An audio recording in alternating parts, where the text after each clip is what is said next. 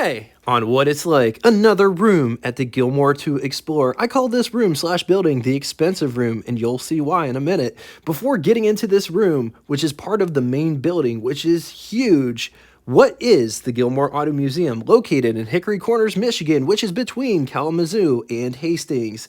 At the time of recording this episode, they had 400 cars on exhibit, most of which were before the year 1970, in 14 barn slash buildings, couple of replica dealerships on 90 acres. Gilmore hosts a ton of events throughout the year. Like, if you've ever wanted to learn how to drive a Model T, they do that. If you ever wanted to take a ride in a classic car, they do that for a donation. You can ride around their 90-acre campus. Between the months of May and September, they have a weekly Wednesday night cruise-in from 5 to 8 where they get anywhere between 500 and 1,000 cars. If you'd like to see more events on their list, their link to their website will be linked in the description below. But the best thing about this museum is nothing is really roped off. You can walk right up to a Duesenberg Model J like it's yours. You can look inside of it. You can experience these cars for what they were, and that's what is absolutely incredible about the Gilmore Auto Museum. Definitely worth a visit. All right, so we're in the room of all the costly stuff. This is the Rolls-Royce, 1926 Rolls-Royce. Look at those wing windows and or vent windows. They're so big that it has its own catch. This car is absolutely massive. Jump seats. Looks like there's a bar down inside there. It's absolutely huge. Look at the steering wheel and all the attachments going on.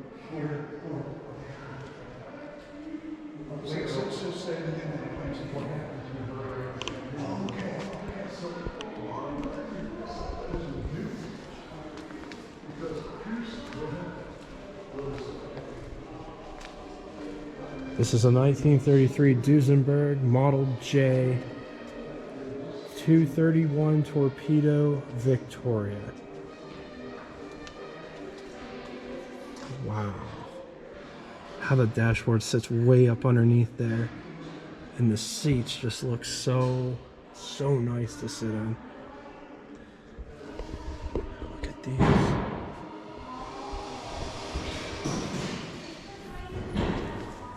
This is a 1935 Auburn 851 supercharged speedster.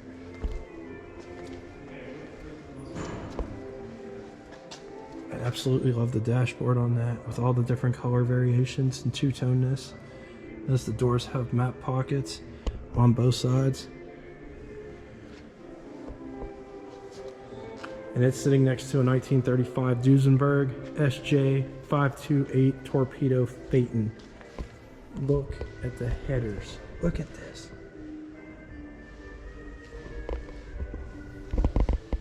These lights, they're huge. There's nothing small about this car, but all of the exhaust work is on the one side. It's not on this side. And the reason I said that is because if you look at an 812 Cord, the exhaust work is coming out both sides, whereas on the Duesenberg and all the other cars in this building, it only comes out one side like traditional cars. It's only on one side.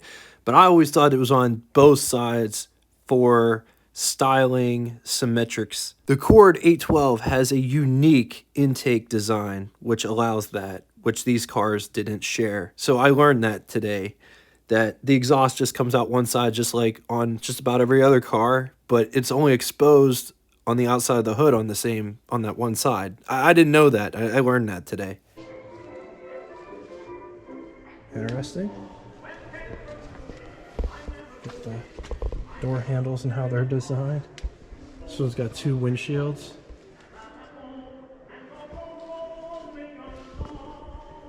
It also has a set of gauges back here for the passenger.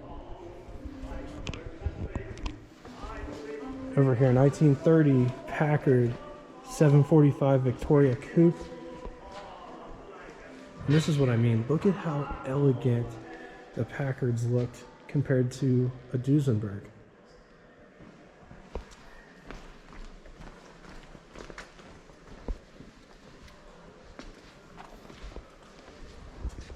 grill.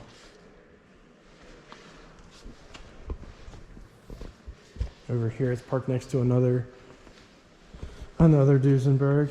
This is 1931 Duesenberg, Model J 495, Beverly Berlin, or Berline, depending on how you say it. Just wow. And once again, look at the Packard. I mean, it hangs right with them. Over here, 1931 Marmon 16. And I just love the fact that you can just walk up and see these machines for what they were. Beautiful V16. Here's what it looks like inside. It's absolutely gorgeous. According to the placard, this is one of 4 cars left. I'm sorry, this is one of 8 cars remaining of the 22 produced. 1930 Cadillac V16 Roadster. It's really cool to just look and see how the different companies did it. Like, this is what a Cadillac V16 looks like. This is what a Marmon V16 looks like. The Cadillac looks like it has a tighter degree. It looks like the cylinders are tighter in a V formation, if that makes any sense.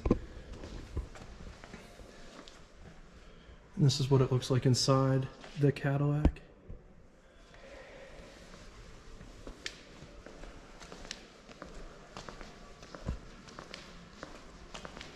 This is a 1939 Lagonda V12 Rapide. Look at the gauges. This one is roped off. This one's pretty expensive. It's all roped off, but man, look at these fenders.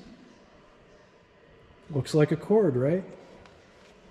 They're longer than the Cord's was. 1929 Rolls-Royce Springfield Phaeton Tour.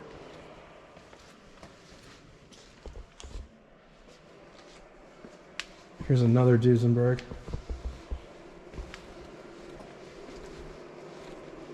1929 Duesenberg Model J Dual Cowl Phaeton.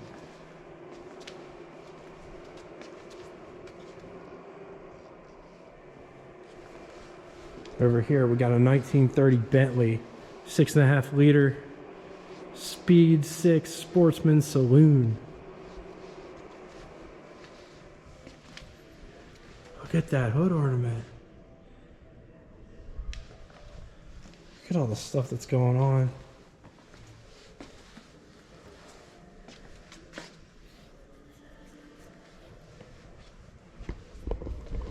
The wheel discs. Isn't that cool?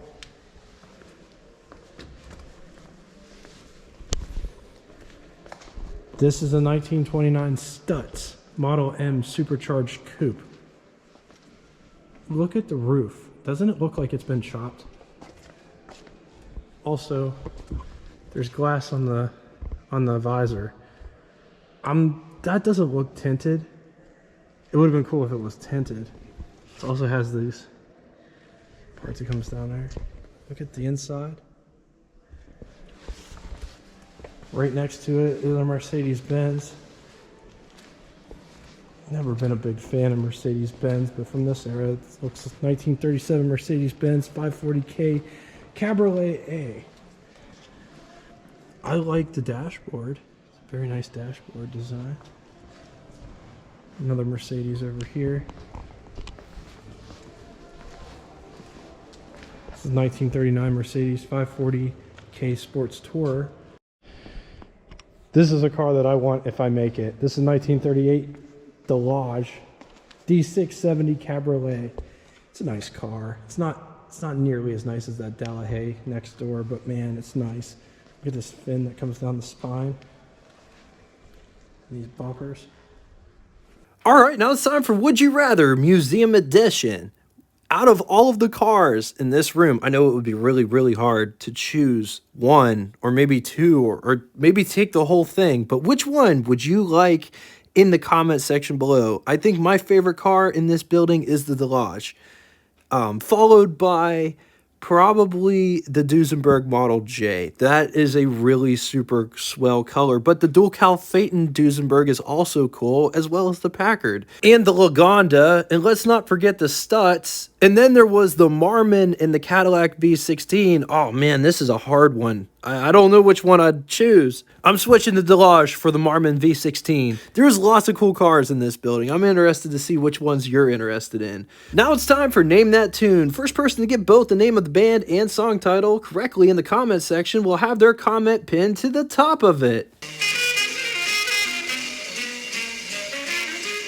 Thank you all so much for coming out and watching this. If you'd like to get in touch with me, shoot me a comment in the comment section below, or check out our Facebook group that correlates with this YouTube channel. If you don't have Facebook and would like to reach me, send me an email. All of that will be linked in the description below. Just know I appreciate all of the support. And until next time, here's some scenes for our next episode. 1972. This is a bit of a white whale too, by the way. 1972 Checker Marathon 50th Anniversary Edition wagon. That's what's next on What It's Like. And until then, toodaloo!